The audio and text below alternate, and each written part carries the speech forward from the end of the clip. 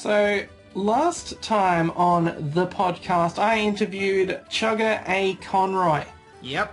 And this time, I'm interviewing another member of the famous Runaway Guys, which is ProtonJon.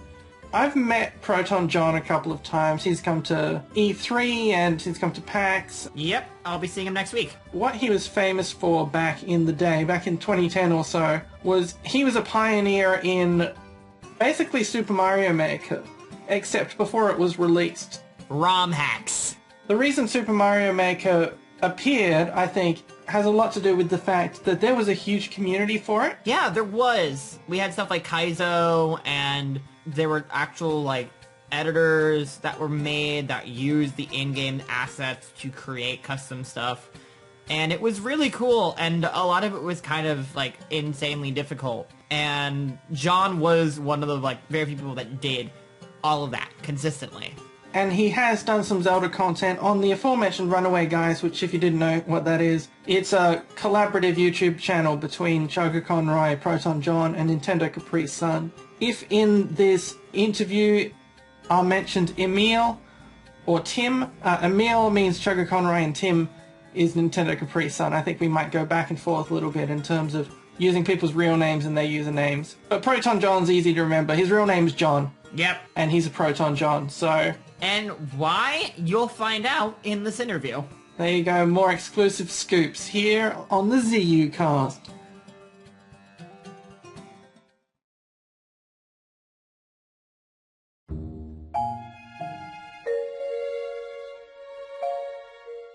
Hello everyone, my name's Cody, and I'm here with ProtonJon. Hello.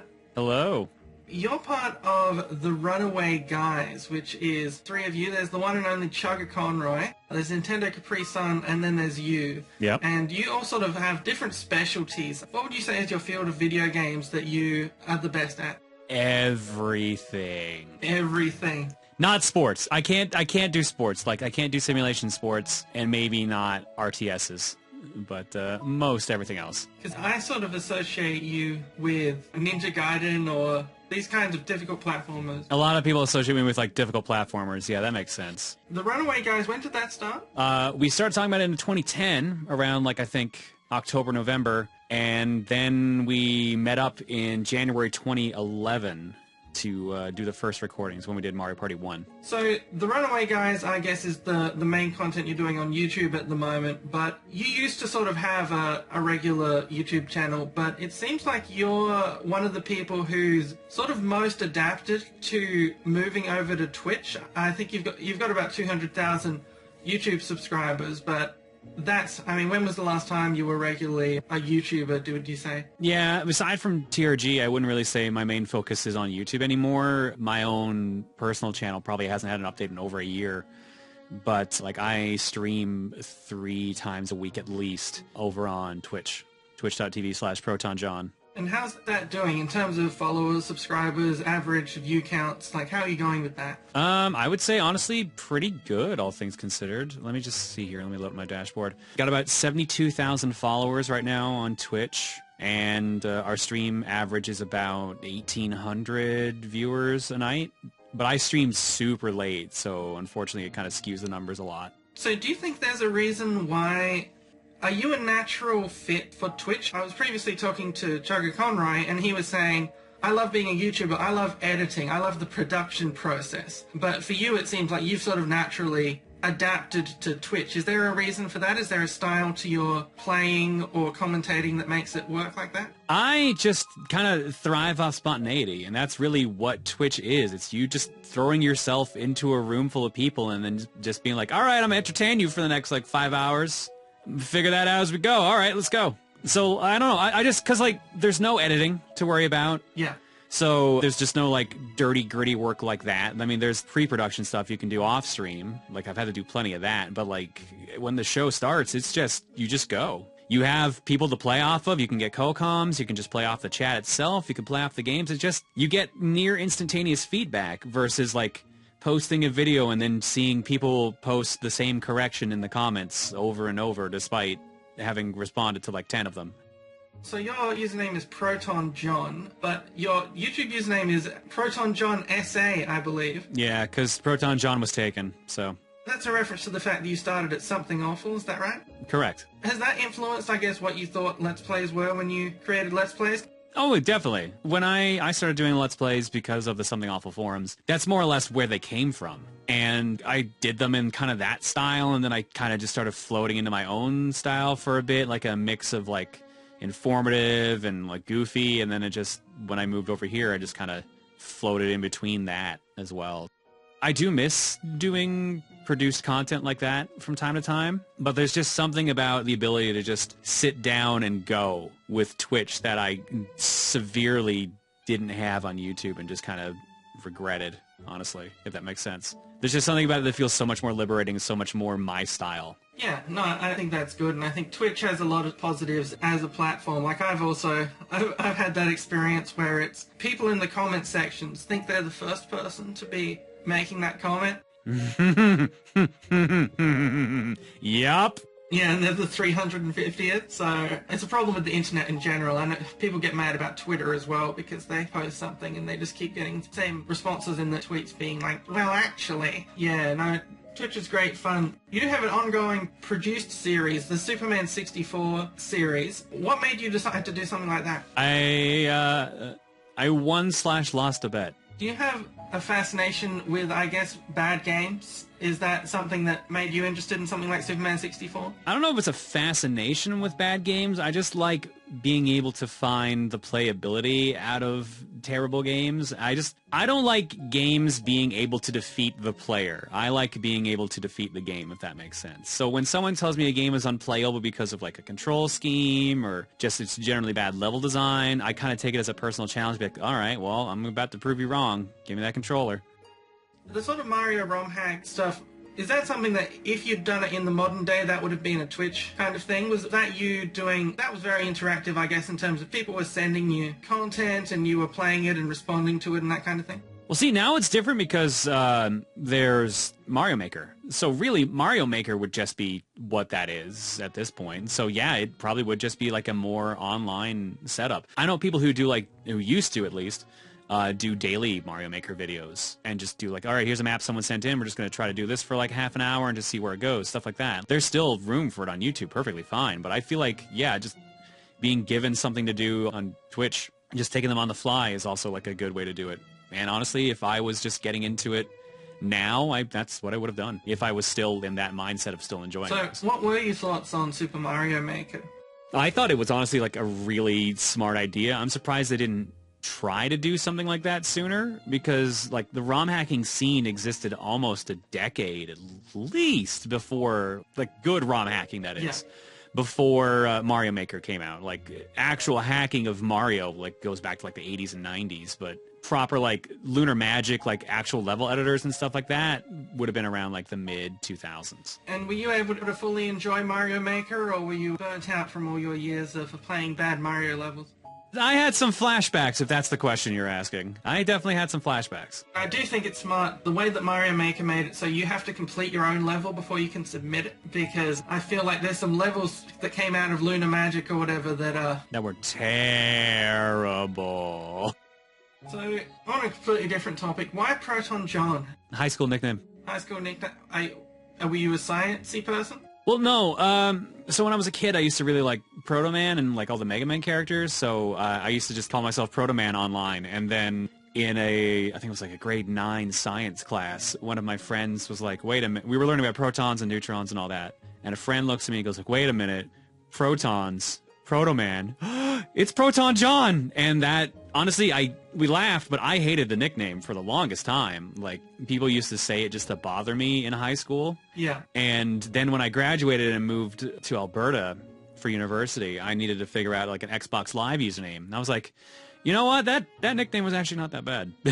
So I just started using it then. So, on the topic of Zelda, this is Zelda Universe, in fact. What? What would you say are your top 3 Zelda games? What do you look for in a Zelda game? I look for amazing cutscenes. That's why all my answers are the CDI Zeldas. No, I'm kidding. Number 3 is probably Link to the Past. Number 2 is probably Majora's Mask, although I haven't gone back to that game in ages. And I would say my most favorite is probably Link's Awakening. So A Link to the Past, I guess first off, I think is worth discussing because I just watched a Let's Play on the Runaway Guys channel of A Link to the Past. What? No, that. That.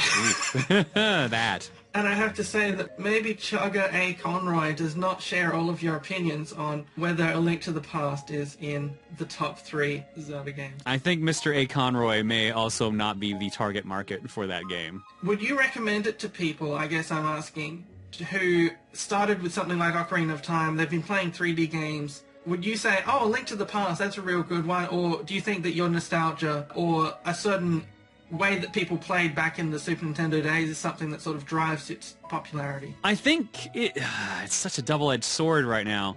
Because here's the thing. Now, when we went through this with Emil, he struggled real hard because he grew up in the 3D era, and there's like a significant difference between the games. The 2D games and the 3D games play very differently and expect a lot more and a lot different things out of you. And I feel the thing that Emil never really got down until near the end of the playthrough was combat. He always seemed to kind of struggle with what combat required of you, and he was always taking hits that he shouldn't have. I guess that's interesting in the sense that Chugga Conroy is of the trio, the one who doesn't have much experience with anything in the pre-Nintendo 64 era. Yeah, that's very much the case. He just, he started gaming on the N64, basically. That's what I find interesting. One of the things I find interesting about the channel is the sort of generational gaps, I guess.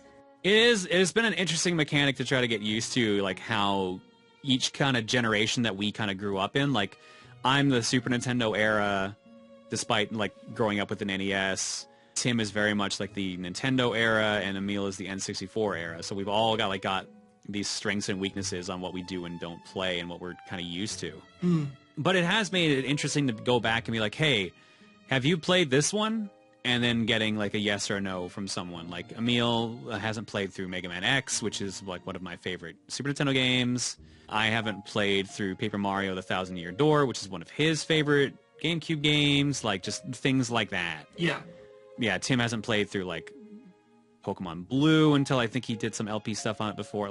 We're all missing things that people will be like, oh, I'm amazed you haven't played that. And it's just not where our lives lined up. Yeah, and I guess that's the case with all sorts of people. You get people together in a room and there's things that you think, oh, everyone's seen Star Wars, everyone's seen The Godfather, everyone's seen all these classics that we reference all the time, but actually a bunch of people just haven't. So it's an interesting premise for a channel. I like those. I mean, my favorite's still the Wheel of Fortune kind of stuff, where there's just things going on. Yeah, I can't imagine why. But my second favorite is single-person playthroughs of something they haven't played while the other two give snide remarks. So what did you think about the Link's Awakening announcement for a remake on the Switch? I was kind of surprised, because if I was thinking any Zelda game was going to get a remake, I would have thought Zelda 2. Yeah, Zelda 2 is definitely one that is, I guess, the most in need of a remake. I mean, that's not a particularly controversial opinion in the Zelda community. No, not really. There are people who are like, oh, I love Zelda 2, but they tend to be people who loved Contra, or people who just grew up in the NES era and they're like, oh, Zelda 2's not that hard. But I can guarantee you sit Emil down in front of Zelda 2 and tell him to complete it and you'll have a fun time. I can guarantee he would not have a fun time. I'll say that about Zelda 1, although he said he's played through that, or a bunch of it. But no, I felt like Link's Awakening, by then, they kind of had the formula down, so I didn't really feel like it would have gotten a remake, if that makes sense. And it's already had one. Yeah, technically with DX it got a pseudo-remake, yeah. So what are the things about Link's Awakening that make it your favorite? I think this might speak more to me as a streamer in person than anything else, but there were a lot of glitches in Link's Awakening that I really liked. My favorite one was the one where as you start scrolling the screen, you bring up the map and then bring it back down, and then you've warped to the other end of the screen you were about to enter. So you could get off-screen, out of dungeons numerous times and get warped to other places. So it was fun figuring out where the game would send you and how, easy it was to break. Yeah, well, that's something I find fascinating about games for the original Game Boy, where the cartridges were like, oh yeah, we've got 32 kilobytes of space. How are we going to fit an 8-hour game on here? Did you have any thoughts about the graphical style of the Link's Awakening remake? I think it's going to have the same issue that Wind Waker had, where when it comes out, people are going to hate it, and then like a game or two down the road, we're going to be like, oh no, that was actually really good. Yeah. I think it's just going to take a bit to... We need to get more of it right now. It needs to be refined a little bit more. We need to see where it's going to go. Because a lot of the people I saw were just very negative about it in a way. They were just like, oh no, this looks too cartoony, too kiddie. Why are they doing this? Meanwhile, all I could think of was like, well, this seems like an evolution of the Link Between Worlds style, so I can kind of see why they went for it. But it's definitely more cartoony, more bobbleheady. Yeah, and I've heard comparisons to the Link's Awakening, the photos that you could take with the printer attachment. Yeah, honestly, it reminded me of that a lot too. So, yeah, a Link's Awakening, I think that would be an interesting one to look at. Is there anything in particular that you're like, oh, I hope they can fix this or tweak this, or that the remake will change? Like, for example, in Ocarina of Time, they updated the UI was one of the major things that people really like. Just like the pause menu, not putting on the iron boots and unpausing and then taking off the iron boots and unpausing. What do you think could be some easy tweaks, I guess, to Link's Awakening? I kind of hope they keep the way Link's Awakening worked, where that you could put the sword in either hand if you wanted, or just not have the sword at all. Yeah. So I hope they still give you free control reign over that. I would love them to bring back the warp glitch, but I know they would never do that on purpose. Maybe... So at some point in Link's Awakening, you get Bow Wow, which is a chain chomp that you can bring around as a pet, and you need to get that into the second dungeon. Like, he needs to eat like some flowers or something, or she rather. I just realized it's a she. So I would love if you could just keep that for the whole game without having to glitch, and like B, that the control scheme for it was a bit better. Like, basically you were dependent on its AI to actually do the work for you, and sometimes it just wouldn't based on your positioning. So I would like if you could kind of use it more like a directional attack with like the other thumbstick. Yeah. Yeah, no, that makes sense. So there's been a lot of controversy over the direction of the Zelda series lately. There's arguments keep breaking out in our Twitter comments about, is Breath of the Wild a real Zelda game, etc. Oh my god. Ugh. So what are your thoughts on this whole situation with Breath of the Wild? Who cares? If a series is not allowed to evolve, then it deserves to die. Let a series evolve and try different things. It still has some of the same tropes, they just pushed it in different ways. It still has dungeons, although they're different. It still has, like, items you find, just nowhere near as many. It just has, like, a lot of other changes as well. I don't know, I feel like the whole argument, is it a true Zelda game, is kind of stupid. Because, like, yeah, like, they wanted to try something different, and they succeeded.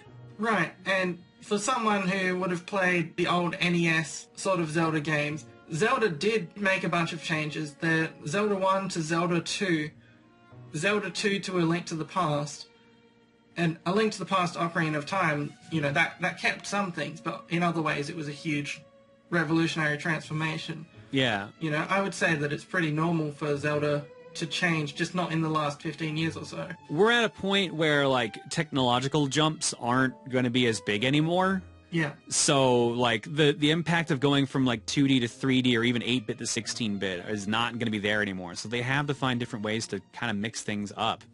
That's why Skyward Sword had the motion control swords. That's why it had more of a cell shading kind of look to it. Yeah. Like a more cartoony kind of look to it. But, like, you can only go so far with just changing the way things look. So they were like, okay, well, let's try something else. Let's try actually making the gameplay different. Let's try making it open world instead of just Zelda's equivalent of an open world, like true open world, I guess. And I think it was a good idea. Do I think all the Zelda games will be like, should or will be like that? No. They're never going to do them all like that. That would have to be way more taxing than any other Zelda game they've developed at this point. And besides, we're, like, even in this era, we've still got Link Between Worlds. We're getting the Link's Awakening remake. We're still getting, like, classic-style Zelda games. I feel like there's room to have both. I just feel like you're not going to get... Like, we're at what? Like, one Zelda game a system right now, unless there's a spin-off, or if they go crazy like they did on the Wii U and put, like, 3 of them on there. Yeah, no, like, I feel like there's room to kind of have a more traditional one and a Breath of the Wild style one. I wouldn't be surprised if the next Zelda game was just a mishmash of the two. Like, instead of having, was it 100 shrines, maybe tone it down to like 50 and then have like 10 of them be like more deep dungeon dives where you need to find items to kind of like keep moving through it. It wouldn't surprise me if they just mishmashed them for the next game. All right, well, thanks for talking to us. No worries. And have fun on Twitch. I will. 'Cause it's my job. Yeah. Yeah.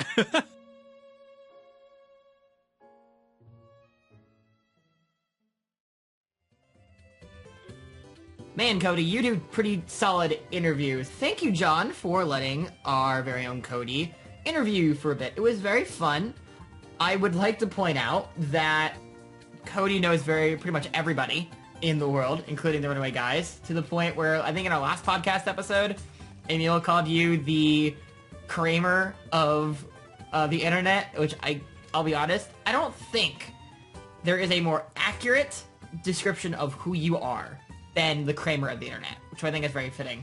But it was very, very good. And if you want to find more ProtonJon, you can find him at twitch.tv/ProtonJon.